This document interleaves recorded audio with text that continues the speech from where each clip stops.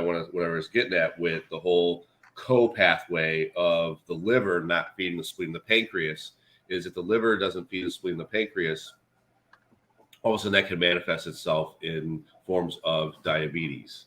It could manifest itself in the form of infection, right?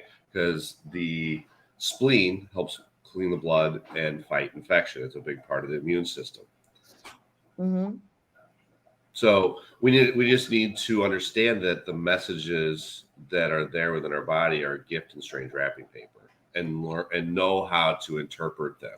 Well, it's strange wrapping paper because we've been taught something different. Correct. Those signals are amazing. And if we chose to look at the signals in our body the same way we look at the signal that comes from our car, Mm-hmm. let's take a look at that. What's the root cause? Right. So yeah. So the neat thing is that when we talk about the subconscious mind, which is all attached to the subconscious mind, our inherited belief systems, right, are part of the subconscious mind pattern. So in that, what happens is this instance with dad, where he wasn't there for you, and you hold the low self-esteem, or you have the anger, whatever the emotional component is that individual experienced, his perception, whatever that was, we attracted that experience. And there's a lesson that was in there to learn. But in that, we have the hypothalamus, which controls all your autonomic function. And then we have the limbic brain, which is your emotional brain. So right. We had the experience of the limbic brain, of the emotion that's felt, that basically goes to the hippocampus, which is your memory, and it just runs like a ping pong ball, right? And it's basically back and forth, back and forth, back and forth, even if you're not thinking about it. Your right. Conscious mind or subconscious mind is 98% of thought. So it's running this self-destruct pattern over and over and over, right? So so you've got this self-destruct pattern going on, well, most of us do. And, I have a few ways to have. There's several ways, right? The way I do it is I create the way I do it and help patients is I create a energy portal with a belief system, and I just harmonize it. I change the energetic frequency of it with love and gratitude, right? It's just words and vibrations. Because Dr. Masaru Emoto was the doctor who discovered that words influence the molecular structure of water, and your body's 85%. Yeah. I love him. Energy flow.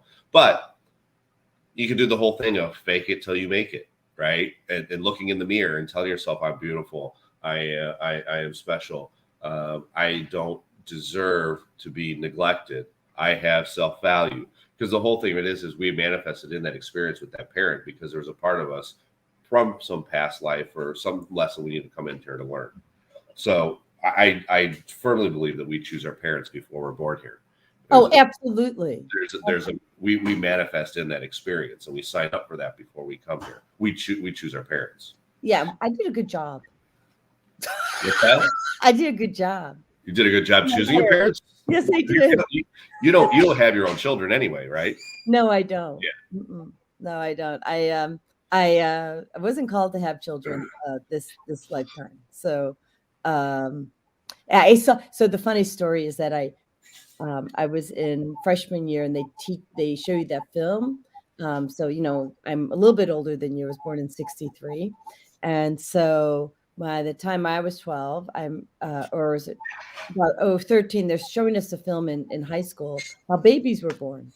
And I walk home with my girlfriend, Susie O'Hare, and I said, yeah, the football's not coming out of my vajayjay. I said, it's not going to happen. So just like, it was that moment I saw how they're born, and I'm like, they're not coming out of me. Not happening, because it just looked too painful. But in hindsight, I will say this. Giving birth doesn't have to be painful. It can be joy. They just scare the living daylights out of you. And I know that if I had to do it over, I would do it, because if you're making a baby, with the love of your life, and then he's there, you're not in a hospital, right? He's there, and you're in a home, and you're home birthing. Like, to me, that's beauty. That's not scary.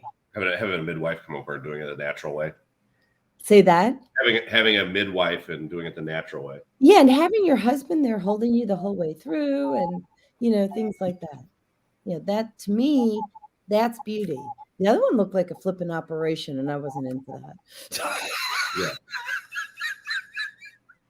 Just saying.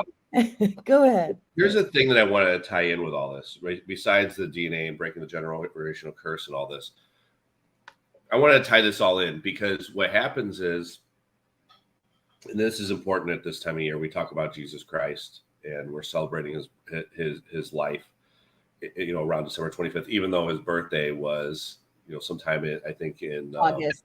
August, right? Yeah. So I've also heard March, but it's not. Oh, okay.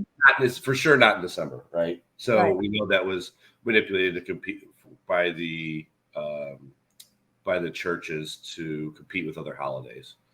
So, oh yeah. So what I want to talk about is it's called the sacred secretion. Okay. So the Bible itself is very metaphorical, but people like to take it literally, right? Jesus Christ was an amazing man, but you're all made in God's image. Every single one of us is made in his image. It has the same power to do as in Christ did. So in that, we have this thing called the sacred secretion. And the sacred secretion is nothing more than your cerebral spinal fluid. Okay. So there's a part of your brain called a clustrum, right? Which is basically the neocortex. It's that outer layer. It's all those squiggles in your brain. And that's where cerebral spinal fluid is actually produced, but it runs down and sits down in the sacrum.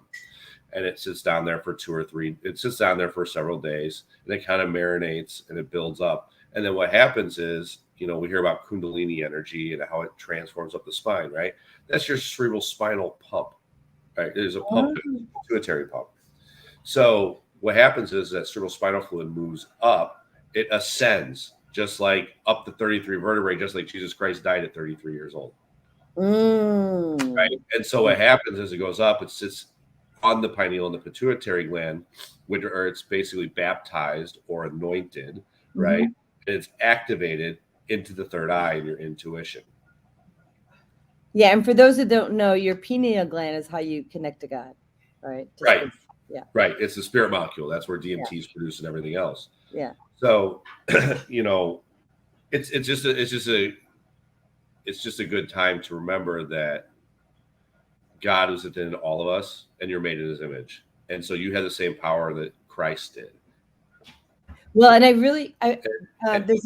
tell me when it's a good time to share what, the little part from the book, Living Judaism, that I told you. Oh, yeah.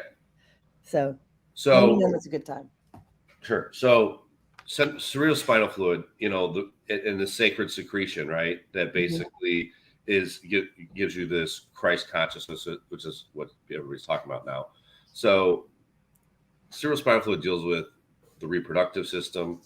It deals with the spleen, creating plasma, which is your stem cells. So right? So in other words, your body heals itself and resurrects itself.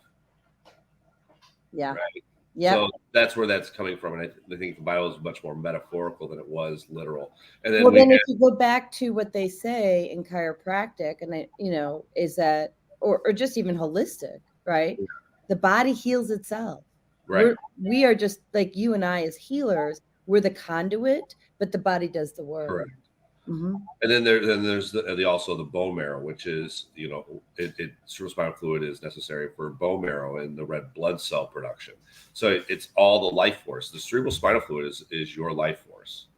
You want to talk about the energy flow and the Kundalini energy, that is your life force. Wow.